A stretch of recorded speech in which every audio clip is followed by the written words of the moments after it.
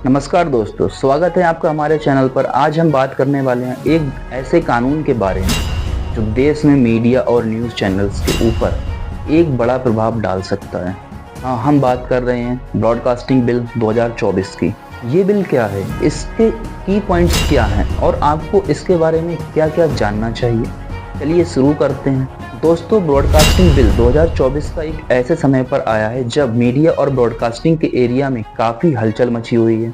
सरकार ने इस बिल को मीडिया और ब्रॉडकास्टिंग इंडस्ट्री को सुधारने के लिए एक ज़रूरी कदम बताया है, लेकिन इसके कई प्रोविज़न को लेकर चर्चा भी हो रही है। इस बिल के मुख्य उद्देश्य देश में ब्रॉडकास्टिंग सर्विस को रेगुलेट करना, कंटेंट की क्वालिटी को बेहतर बनाना और देश में एक रेस्पॉन्सिबल मीडिया एनवायरनमेंट का निर्माण करना। ये bill satellite TV, cable network, radio station और ऑनलाइन स्ट्रीमिंग प्लेटफॉर्म सभी को कवर करेगा। ये बिल कहता है कि हर ब्रॉडकास्टिंग सर्विस प्रोवाइडर को एक लाइसेंस लेना होगा जो कि सरकार द्वारा अप्रूव्ड होगा। लाइसेंस के बिना कोई भी ब्रॉडकास्टिंग सर्विस प्रोवाइड नहीं कर पाएगा। इसके अलावा कंटेंट को मॉनिटरिंग के लिए एक रेगुलेटरी बॉडी का गठन किया जाएगा जो इंश्योर किया जाएगा कि कंटेंट समाज के नॉर्म्स और रूल्स के अनुसार हो। इस बिल में एक और महत्वपूर्ण प्रोविजन है कंटेंट रेगुलेशन और सेंसरशिप का। सरकार का कहना है कि ब्रॉडकास्टिंग कंटेंट को रेगुलेट करना जरूरी है ताकि सोशल हार्मोनी बनी रहे और कोई भी ऐसी कंटेंट को प्रसारित ना किया जाए जो सामाजिक शांति को बिगाड़ सकता है। लेकिन इस प्रोविजन को लेकर कई लोगों को डर है कि ये फ्रीडम ऑफ स्पीच का प्रभावित कर सकता है। ये बिल एक कोड ऑफ कंडक्ट भी प्रिस्क्राइब करेगा जो कि कंटेंट क्रिएटर और ब्रॉडकास्टर को फॉलो करना होगा। इस कोड ऑफ कंटेंट को उल्लंघन करने पर कड़ी सजा और फाइन्स लगाए जा सकते हैं। यहाँ एक प्रश्न उठता है कि क्या ये सेंसरशिप एक नया रूप है या फिर सरकार की कोशिश है कि रेस्पॉन्सिबल मीडिया बनाने की डिजिटल प्लेटफॉर्म और ऑनलाइन कंटेंट। दोस्तों, इस बिल का प्रभाव केवल ट्रेडिशनल मीडिया पर ही नहीं बल्कि डिजिटल प्लेटफॉर्म और ऑनलाइन स्ट्रीमिंग सर्विस पर भी पड़ने वाला है। ऑनलाइन कंटेंट को भी इस बिल के अंतर्गत रेगुलेट किया जाएगा जो कि डिजिटल क्रिएटर्स और ओटीटी प्लेटफॉर्म्स के लिए एक बड़ी चुनौती हो सकती है। ये बिल कहता है कि ओटीटी प्लेटफॉर्म्स को भी सरकार द्वारा बनाए गए गाइडलाइंस को फॉलो करना होगा और इनका भी लाइसेंस लेना अनिवार्य होगा।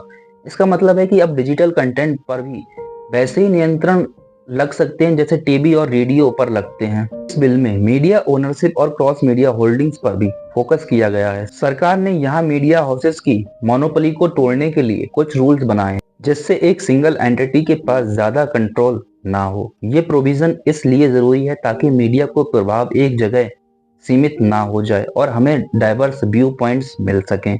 लेकिन ये रूल्स मीडिया इंडस्ट्री के लिए कुछ कठिनाइयां भी पैदा कर सकती हैं, खासकर उन मीडिया हाउसेस के लिए जो अपनी होल्डिंग्स को बढ़ाने में इंटरेस्टेड हैं। अब ये देखना होगा कि ये नई पॉलिसी किस तरह से मीडिया ओनरशिप को प्रभावित करती है। दोस्तों, जैसे कि हर नए बिल के साथ होता है, इस बिल को लेकर भी विवाद उठ खड़े हुए हैं। कुछ लोग इस बिल को मीडिया फ्रीडम के लिए खतरा बताते हैं जबकि कुछ लोग इसे जरूरी सुधार मान रहे हैं। मीडिया हाउसेस और जर्नलिस्ट ऑर्गेनाइजेशंस ने इस बिल पर अपनी चिंता व्यक्त की है और इसके प्रोविजन को लेकर सफाई मांगी है। कुछ एक्सपर्ट्स का कहना है कि अगर इस बिल को बिना किसी विचार विमर्श के पास किया गया तो ये मीडिया की इंडिपेंडेंस को खत्म कर सकता है। दूसरी तरफ सरकार का कहना है कि इस बिल का प्रमुख उद्देश्य मीडिया को अकाउंटेबल और रेस्पॉन्सिबल बनाना है ताकि देश में शांति और व्यवस्था बनी रहे। अब सवाल ये उठता है कि ब्रॉडकास्टिंग बिल 2024 को लेकर आगे क्या होगा। क्या ये बिल जैसे है वैसा ही पास होगा या फिर इसमें कुछ बदलाव किया जाएगा। मीडिया और पब्लिक की प्रतिक्रियाओं को देखते हुए सरकार इस बिल में कुछ रिफॉर्म्स कर सकती है। दोस्तों, ये था एक एक्सपेंड एनालिसिस ब्रॉडकास्टिंग बिल 2024 का। आपको क्या लगता है, क्या ये बिल मीडिया के लिए जरूरी सुधार लेकर आएगा या फिर ये सेंसरशिप और कंट्रोल का नया माध्यम बनेगा जिसको लोग डिक्टेटरशिप भी बोलते हैं। जैसे कि एग्जांपल मैं दूं रसिया और यूक्रेन, वहां की दोनों ही कंट्री में जो मीडिया है वो गवर्नमेंट कंट्रोल करती है और आज दौर देख सकते हैं। मैं ये नहीं कह रहा कि इंडिया में ऐसा कुछ होगा, लेकिन हाँ, जो लोगों के सवाल हैं मैं उन सवाल को आपको बताऊं तो क्या ये डिक्टेटरशिप की तरफ जा रहा है मीडिया बिल। अपने विचार हमें कमेंट्स में जरूर बताएं। अगर आपको ये वीडियो इंफॉर्मेटिव लगा हो तो लाइक करें, शेयर करें और हमारे चैनल को सब्सक्राइब जरूर करें। बेल आइकन को भी जरूर प्रेस करें ताकि आपको हमारे लेटेस्ट अपडेट्स मिलते रहें। धन्यवाद और देखते रहिए हमारे चैनल को। मिलते हैं अपनी नई वीडियो के साथ।